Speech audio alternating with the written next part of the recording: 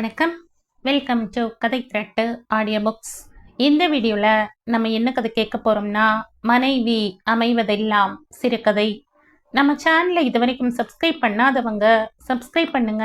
பக்கத்தில் இருக்கிற பெல் ஐகானை கிளிக் பண்ணி ஆல்ங்கிற ஆப்ஷனை ப்ரெஸ் பண்ணுங்க. ஸோ தட் நான் போடுற கதைகளை உடனுக்குடனே நீங்கள் கேட்கலாம். வாங்க கதைக்குள்ளே போகலாம். Meet my girl friend miss Clara என்று அந்த ஆங்கில இந்திய பெண்ணை அருணாவுக்கு அறிமுகம் செய்து வைத்தான் சுரேஷ். தோளில் புரண்ட கற்றை செம்பட்டை முடிகளும் கண்களை மறைக்கும் பெரிய கண்ணாடியும் தோளில் இருந்து தொங்கிய கேமராவும் லுங்கியும் குர்தாவுமாக நிற்கும் அவள் அவனுடைய கேர்ள் ஃப்ரெண்ட். ஊட்டி பொட்டானிக்கல் கார்டனில் சுரேஷுடன் அருணாவுக்கு ஏற்பட்ட திடீர் சந்திப்பு. அவனை அங்கே சந்திப்போம் என்று அவள் எதிர்பார்க்கவே இல்லை. சில ஆண்டுகளின் இடைவெளி காலத்தில் அவனை அவளால் சட்டென்று அடையாளம் கண்டு கொள்ள இயலவில்லை. ஆனால் அவன் அடையாளம் கண்டுகொண்டு அவளை அழைத்து விட்டான். அருணா கல்லூரியில் படிக்கும் காலத்தில் ஏற்பட்ட அறிமுகம். பல போட்டிகளில் அவளுக்கு எதிராக நின்று போட்டியிட்டவன். காராசாரமான வாதங்களில் ஏற்படும் தீவிரம் வெளியில் வந்த பிறகோ, எரியும் அடுப்பு சமையல் ஆன பிறகு கனிந்து விடுவது போன்ற புன்சிரிப்பான அடக்கம், அவனை மதிப்பது போன்ற கனிவு கண்களில் சொட்டும். சில ஆண்டுகளுக்கு பிறகு இப்படி ஊட்டி பொட்டானிக்கல் கார்டனில் நாம சந்திப்பது அதிசயமா இல்ல என்று அவன் கேட்டான். அவள் குறுஞ்சிரிப்பு சிரித்து வைத்தாள். சில நட்புக்கு பொருளோ உறவோ தொடர்வதில்லை. எப்பொழுதோ ஏற்படும் சந்திப்பில் ஹலோ போடுவதுடன் சரி. கல்லூரி வாழ்க்கையில் ஏற்பட்ட நட்பு படிப்பு முடிந்ததும் எதிர் திசையாக பிரிந்து விட்டது. அவள் எப்பொழுதாவது வானொலியில் அவன் பேச்சை கேட்பதுடன் சரி. எதிர்பாராமல் ஊட்டியில் ஏற்பட்ட சந்திப்பில் நினைவில் வைக்கும்படியான பேச்சோ ஒட்டுதலோ இல்லை. அவர்களுடைய வற்புறுத்தலின் காரணமாக முக்கிய விருந்தாளியாக அருணா அருகில் உள்ள ஹோட்டலில் அவர்களுடன் கலந்து கொண்டு விருந்து சாப்பிட்டாள். அன்றைய சமுதாயத்தின் பிரச்சனைகள், அரசியல் திட்டங்கள், தமிழ் ஹிந்தி சினிமாக்களை பற்றிய கருத்துக்கள் என்று அவன் ஏதேதோ பேசினான். அவளால் ஏன் அப்படி ஆணித்தரமாக பேச முடியவில்லை? அவளுடைய பேச்சில் தீவிரமோ உறுதியோ இல்லை. பூவின் எல்லா பகுதிகளுமே மென்மையாக இருப்பது போல் அவள் மென்மையின் உறைவிடமாகவே நின்றாள். விருந்து முடிந்ததுமே ஹோட்டலின் வாசலில் வாசனை பாக்கை மென்ற வண்ணம் பை பை கூறிவிட்டு விடை பெற்று கொண்டாள். அவளுக்கே தன்னுடைய மாற்றங்கள் நன்கு புரிந்தனவே. ஆமை ஓட்டுக்குள் சுருங்கும் சுருக்கமாகவே அவள் பேச்சுக்கள் அமைந்தன. இரவு தூக்கம் வரும் வரையில் சுரேஷும் அவனுடைய கேர்ள் ஃப்ரெண்டும் அவள் நினைவிலேயே தங்கி நின்றார்கள். கூந்தலை கோதி உலர்த்தியபடியே அருணா ஜன்னல் அருகே அமர்ந்திருந்தாள். அன்று காலையில்தான் ஊட்டியிலிருந்து திரும்பி இருந்தாள். தனியார் கம்பெனி ஒன்றின் மேல் அதிகாரி ஒருவருக்கு அவள் பர்சனல் செக்ரட்டரி. ஊட்டியில் கிளை கம்பெனி ஒன்றை நிறுவும் வேளையில் அந்த அதிகாரியுடன் அவளும் போயிருந்தாள். வேலை முடிந்து விட்டதால் ஒரு நாள் முன்னதாகவே திரும்பிவிட்டார்கள். அவள் வரப்போவது தெரியாத காரணத்தால் சமையல் செய்யும் அம்மாள் வரவில்லை. ஊட்டியிலிருந்து கொண்டு வந்திருந்த காய்கள் பசுமை குன்றாமல் மூலையில் கிடந்தன. மன அலுப்பில் உடல் சோர்ந்து விட்டதால் அவள் ஏதோ செய்து மூடி வைத்துவிட்டு ஜன்னல் அடியில் உட்கார்ந்து விட்டாள். அன்று அலுவலகம் போகவில்லை. அவள் வீட்டை ஒட்டிய நர்சரியில் பெல் அடித்து விட்டது. முன்னை போல இல்லை. 1 மணி நேரம் போல முன்னதாகவே வகுப்புகள் தொடங்கிவிட்டன. பிஞ்சான குழந்தைகள் கவலைகள் இல்லாமல் சீருடையில் களிப்புடன் ஓடினார்கள். இந்த வயதிலேயே எவ்வளவு பொறுப்பும் கட்டுப்பாடும்! ஆர்கெஸ்ட்ரா மியூசிக் ஒலித்தது. அவள் உட்கார்ந்திருந்த இடத்திலிருந்து குழந்தைகளின் வகுப்பறை, ஆட்டம் பாட்டம் எல்லாம் தெரியும். Baa baa black sheep, have you any wool? Johnny Johnny, yes papa. இட்வார் சண்டே, சோம்வார் மண்டே என்ற மழலை குரல்கள் அவள் நெஞ்சடியில் தூங்கும் தாய்மை கதவை தட்டி எழுப்பும் வல்லமை வாய்ந்ததாக இருக்கும். அவளும் ஒரு குழந்தைக்கு தாயாகி இப்படி நர்சரிக்கு அனுப்பி மழலையில் ரிங்கா ரிங்கா ரோசஸ் என்று பாடி துள்ளி ஆடும் நாட்களை பற்றி கனவு கண்டதுண்டு. நல்ல கனவுகள் விழித்த பிறகும் நினைவிலேயே நின்று உண்மையாக நிகழக்கூடாதா என்ற ஏக்கத்தை தூண்டும். ஆனால் அவளுடைய ஆசைகள் எல்லாமே கனவாகி போய்விட்டன. இனியும் எதிர்பார்க்கும் தேவையும் இல்லாமல் போய்விட்டது. அவளுக்கும் ரவிக்கும் திருமணம் முடிந்ததுமே வடக்கே சண்டிகருக்கு கிளம்பிவிட்டார்கள். அவளுக்கு தந்தை இல்லை. தாயார் பார்த்து செய்து வைத்த திருமணம். முன்பின் சற்றும் அறிமுகம் இல்லாத ரவியும் அறிமுகம் இல்லாத ஊரின் சூழ்நிலையும் அவளுக்கு பயத்தை கொடுத்தன. உடையில் தெளித்த சென்ட் துளிகள் மணப்பது போல அனுபவத்தின் துணையை கொண்டு அவனுடைய தேவைகளை புரிந்து கொண்டு பழகுவதற்குள் 3-4 மாதங்கள் ஓடிவிட்டன. சண்டிகர் மிகவும் அழகான ஊர். திரும்பிய பக்கமெல்லாம் பசுமை பூத்து குலுங்கும் பூங்கா. சில் என்ற காற்றடிக்கும் மாலை நேரங்களில் இருவரும் உலாவ போவார்கள். அவனுக்கு குழந்தைகள் என்றால் ஆசை. பூங்காவில் விளையாடும் கொழு கொழு குழந்தைகளை சுட்டி காட்டுவான். அவர்களை ஒட்டினாற் போல ஓடும் குழந்தைகளின் கன்னங்களில் லேசான பிஞ்ச் ஒன்றை கொடுத்துவிட்டு கியா பச்சோம் கியா சாகியே என்று கேட்டு கொஞ்சுவான். ஏரியின் நீரில் படிந்தலையும் காற்றாக அவள் சிலிர்த்து கொள்வாள். அவளுடைய அம்மாவிடமிருந்து மகிழ்ச்சியை தாங்கிக் கொண்டு கடிதம் ஒன்று வந்திருந்தது. 5 ஆண்டுகளாக பூக்காத அக்கா இப்பொழுதுதான் பூத்திருக்கிறாள் என்பதுதான் அது. அவளுடைய அக்காவும் அவளும் தான் அவள் அம்மாவுக்கு குழந்தைகள். இன்னும் 2 மாதங்களில் நடக்கும் சீமந்தத்திற்கு அவர்களை வரச் சொல்லி முன்கூட்டியே எழுதியிருந்தாள். என்ன அருணா, போகத்தான் வேண்டுமா? எனக்கு அலுவலகத்தில் லீவு கிடைப்பது கஷ்டமே. வந்து 5-6 மாதங்கள் தானே ஆகிறது. போக வர செலவு வேறு என்றான் ரவி. பிறந்த வீட்டை பார்க்க வேண்டும் என்று அவள் நெஞ்சில் குடைந்து எடுத்தது. எங்கள் குடும்பம் இந்த இனிய நிகழ்ச்சிக்காக நீண்ட காலமாக காத்து கொண்டிருக்கிறது. நான் போகாவிட்டால் அவர்களுக்கு மகிழ்ச்சியே இருக்காது. திருமணமான கையுடன் வந்தவர்கள் தானே நாம்.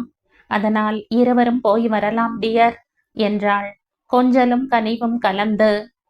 அதன் பின் பேசும் பேச்சுக்கள் எல்லாமே ஊரை பற்றி, தன் இளமை நினைவுகளை பற்றியே சூழ்ந்து வந்தன. அந்த ஆவலை தடுக்கும் எண்ணம் அவனுக்கு இல்லை. அந்த பிடிவாதம் பிடிக்காமல் இருந்திருந்தால் அவள் வாழ்க்கை நிலைத்திருக்குமோ என்னவோ. அவள் ஆசையை கெடுக்க விரும்பாத ரவி ரிசர்வேஷனுக்கு போய்விட்டு திரும்பிய பொழுது அவன் ஏறி வந்த டாக்ஸியில் லாரி ஒன்று மோதிவிட்டது. நிரந்தரமாக அருணா தன் வீட்டுக்கு திரும்பிவிட்டாள். மறக்கவும் முடியாத துயரம் நெஞ்சில் கமிழ்ந்து உயிர் மூச்சை பிடித்து எடுத்த பொழுது அவள் துடி துடித்து நின்றாள். ஏதாவது ஒரு குழந்தையை பார்த்து விட்டாலோ? அழகில் உன்னையும் அறிவில் என்னையும் கொண்டு ஒரு குழந்தை பிறக்க வேண்டும் அருண் என்று ரவியின் குறும்பு குரல் அவள் காதுகளில் புதிதாக கேட்பது போல் அலை மோதும். இந்த இடி தாங்காத வேகத்துடன் அம்மா போய்விட்டாள். அக்கா குடும்பத்துடன் இருக்க விரும்பாத அவள் வேலையை சாக்கிட்டு கொண்டு தனியே வந்துவிட்டாள். புயல் காலத்தில் எழுந்து ஆடும் மலைகளாக நர்சரி பக்கத்தில் வீடு அமைந்திருந்த காரணத்தால் ரவியின் நினைவுகள் ஆடி அடங்கும். 100 நாட்களுக்கு மேலாகவே ஓடும் சினிமாவுக்கு போக வேண்டும் என்று அவள் தோழி சீதா வற்புறுத்தினாள். அதனால் அலுவலகத்திலிருந்து சற்று முன்னதாக கிளம்பிவிட்டாள் அருணா. வீட்டிற்கு வந்து டிஃபன் சாப்பிட்டு உடை மாற்றிக்கொண்டு சென்ற பொழுதும் கூட சீதா வந்திருக்கவில்லை. டிக்கெட்டை வாங்கி கொண்டு காத்திருந்தாள். ஹாய் அருண். சுரேஷ் தான் அவளை அழைத்தான். பக்கத்திலே ஒரு பெண். அருணாவின் பார்வை அவள் பக்கத்தில் தேங்கிய பொழுது அவன் அறிமுகப்படுத்தி வைத்தான். She is Malini. ஒரு இன்டர்வியூவுக்காக வந்திருக்கிறாள். ஏதோ டிஸ்டன்ஸ் ரிலேஷன்ஸ் என்றான் அவன். உறவு இல்லாவிட்டால் என்ன, உறவாக கூட ஆக முடியும் இல்லையா என்று குறுஞ்செரிப்புடன் வெட்டினாள் அருணா. பல இடங்களில் சுரேஷ் பல கேர்ள் ஃப்ரெண்ட்ஸுடன் சுற்றுவதை அவள் பார்த்திருக்கிறாள். அவன் பார்க்காவிட்டால் அவளாக போய் பேசுவதில்லை, ஒதுங்கி போய்விடுவாள். அவளை அவன் பார்த்து விட்டாலோ கண்களில் தனி மதிப்பு பொங்க ஓடி வருவான். அவன் நடத்தும் தனி வாத்திய மெல்லிசை குழுவின் நிகழ்ச்சிகளுக்கு அவன் அழைப்பு கொடுத்திருக்கிறான். அவளும் தட்ட முடியாமல் 1-2 நிகழ்ச்சிகளுக்கு போய் வந்தாள். அவனுடன் பழகும் பெண்களும் கூட பாட்டில் லதாவாக, ஆஷாவாக, சுசீலாவாக, வாணி ஜெயராமாக பாடுவதைக் கண்டாள். இவனுக்குத்தான் எப்படிப்பட்ட ரசிப்புத்தன்மை என்ற வியப்பு ஏற்படும். இந்த பெண்களில் எந்த பெண்ணை அவன் மணக்கப் போகிறான்? அவனுக்கு பொருத்தமானவள் யார் என்ற கணிப்பில் தன் சிந்தனையை படர விடுவாள். ஒரு நிகழ்ச்சி முடிந்ததும் அவள் கேட்டே விட்டாள் அவனை. எந்த பெண்ணை உங்களுக்கு தேர்ந்தெடுத்து கொண்டு மணக்கப் போகிறீர்கள் என்று. மனைவி அமைவதெல்லாம் இறைவன் கொடுத்த வரம் என்று மெல்லியதாக பாடினான் அவன். நீங்கள் ஜேசுதாஸை போலவே பாடுகிறீர்கள் என்று வாய்விட்டே பாராட்டினாள் அவள். அருண், நீ டிக்கெட் எடுத்து விட்டாயா? நான் வாங்கட்டுமா என்று கேட்ட வண்ணம் வந்தாள் சீதா.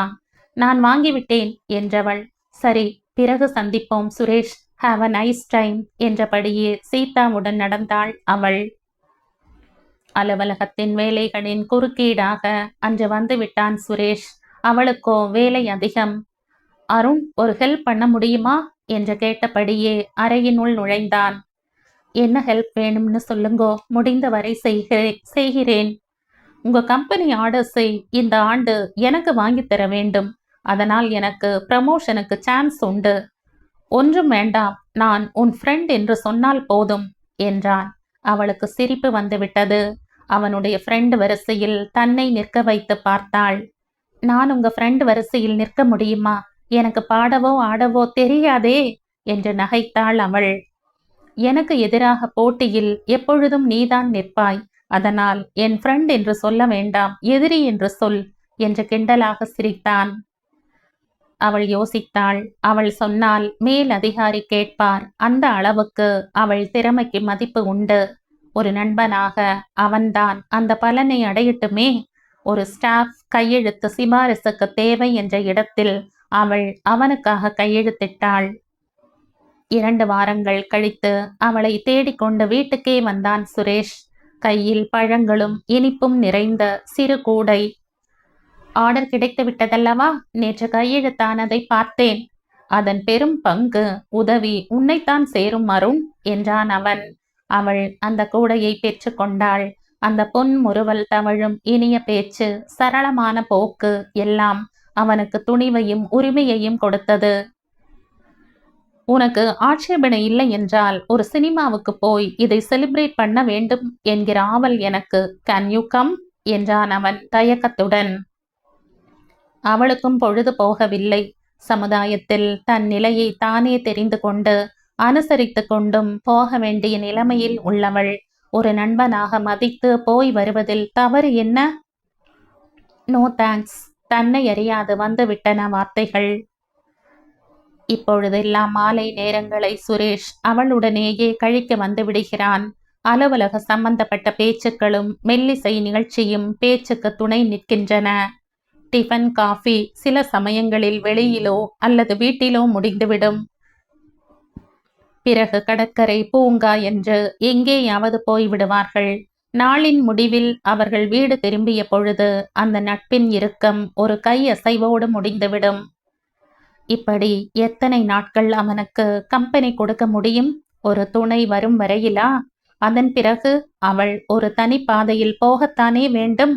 சமையற்கார மாமியின் பார்வையில் கூட ஏதோ ஒரு அர்த்தம் இப்பொழுதெல்லாம் சாயலிடுகிறது. மனதில் ரவியின் நினைவுகள் வெள்ளத்தின் சுழிப்பாக சுழியிடுகிறது. முதிர்ந்த பின் வெடித்து சிதறும் விதையாக ஒரு நாள் சுரேஷ் கேட்டே விட்டான். இப்படி தனிமை உன்னை உறுத்த ஒரு வாழ்வை நீ வாழத்தான் வேண்டுமா என்று. என்றோ அவன் பாடிய மனைவி அமைவதெல்லாம் என்ற பாடல் அவன் காதுகளில் ஒலித்தது. முகத்தை நிமிர்த்தி கண்களை மலர்த்தி அவனை பார்க்கிறாள். ஒன்று தடுக்கி விழுந்து நடந்தது. நீங்கள் என்ன சொல்கிறீர்கள்? உன்னை வீட்டில் விட்டு விட்டு பிரியும் பொழுது பை பை போடாமல் உன்னுடனேயே ஒரே வீட்டில் ஸ்வீட் ட்ரீம்ஸ் சொல்லும் சந்தர்ப்பத்தை தருவாயா? மனக்கதவை தட்டி உள்ளே நுழைகிறானோ? தலையை குனிந்து கொண்டாள். காலத்தின் கோலத்தினால் பழுதுபட்ட சித்திரத்தின் மேல் வேறு புதிதாக ஒரு சித்திரத்தை தீட்டுவது போல் ரவிக்கு பதிலாக சுரேஷா? நீ என்ன சொல்கிறாய் அருண்? மணலை தட்டி கொண்டு எழுந்து விட்டாள். ரெஜிஸ்டர் ஆபீஸில் என் தோழியின் கணவர் இருக்கிறார். பெயரை ஒட்ட ஏற்பாடு செய்கிறேன். இந்த கல்யாணம் போதும். ஓகே போட்டான் சுரேஷ். அவள் மனதிலும் அவன் மனதிலும் சுழலும் மோகன ராகத்தை போல ஒரு ராகம் சுழன்று வருகிறதா? அவனுக்கு ஒரே மகிழ்ச்சி. யாரும் வேண்டாம், என் கூட சமையற்கார மாமி, என் தோழி சீதாவும் வருவார்கள். உங்கள் நண்பர்களில் யாரையாவது அழைத்துக் கொள்ளுங்கள், போதும். இப்பொழுதும் அவன் ஓகே போட்டான். குறிப்பிட்ட நாளில் அவர்கள் ரிஜிஸ்டர் ஆபீஸில் கூடிவிட்டார்கள். 2 ரோஜா மாலைகளை வாங்கி வந்திருந்தான். சுரேஷ், அவளுடன் சமையற்கார மாமியும் சீதாவும் வந்திருந்தார்கள். என்ன அருண், நெற்றிக்கு குங்குமம் வைத்துக் கொண்டு வரக்கூடாது என்று தனிமையில் வந்து சினந்து கொண்டான் அவன். கையெழுத்திட்ட பிறகுதானே உரிமை வரும். எந்த ஹோட்டலில் விருந்துக்கு ஏற்பாடு செய்திருக்கிறீர்கள்? ஹோட்டல் சத்யாவில். ஏன் இன்னும் நேரமாக்குகிறாய்? இங்கே முடித்து கொண்டு கோயிலுக்கு போக வேண்டும் என்று பறந்தான் அவன். முக்கியப்பட்ட நபர் ஒருவரின் வருகைக்காக காத்து கொண்டிருக்கிறேன். சரியான டயத்தில் வந்து விடுவார்கள். அவனும் அவளுடன் சேர்ந்து நின்று எதிர்பார்க்க ஆரம்பித்தான். ஒரு டாக்ஸி வந்து நின்றது. அதன் அருகில் ஓடினாள் அருணா. மாலினியா இங்கே முக்கியப்பட்டவள் என்று சீறினான் அவன். போன மாதம் சீதாவின் தாயாருக்கு வயிற்றில் ஒரு ஆபரேஷன். மருத்துவமனைக்கு அவரை பார்க்க போன இடத்தில் மாலினியை பார்த்தேன். ஹாவ் அ நைஸ் டைம் என்று நான் கேலியாக சொன்னது உண்மையிலேயே பலித்து விட்டதை உணர்ந்தேன். உள்ளே வாருங்கள், நான் சாட்சி கையெழுத்து போடுகிறேன். நோட்டீஸில் உன் பெயர் அல்லவா இணைந்திருக்கும்? குறும்பாக சிரித்தாள் மாலினி. மாலினியின் பெயரை போடத்தானே நானே ஏற்பாடு செய்யும் பொறுப்பை ஏற்றுக்கொண்டேன் என்றவாறே உள்ளே வந்தாள் அருணா. அருணா என்றான் சுரேஷ். கோயில் கொஞ்சம் இடித்தால் பூஜை நிற்காது சுரேஷ். ரவி இறந்தாலும் அவர் நினைவு என் உள்ளத்தில் பூஜைக்குரிய சிலையாகிவிட்டது. நான் அவருக்குரிய மலர். பிளீஸ் மாலினியை ஏற்றுக்கொள்ளுங்கள் என்றவள் ரிஜிஸ்டரில் அருணா ரவிச்சந்திரன் என்று முத்தான எழுத்துக்களில் கையெழுத்திட்டாள்.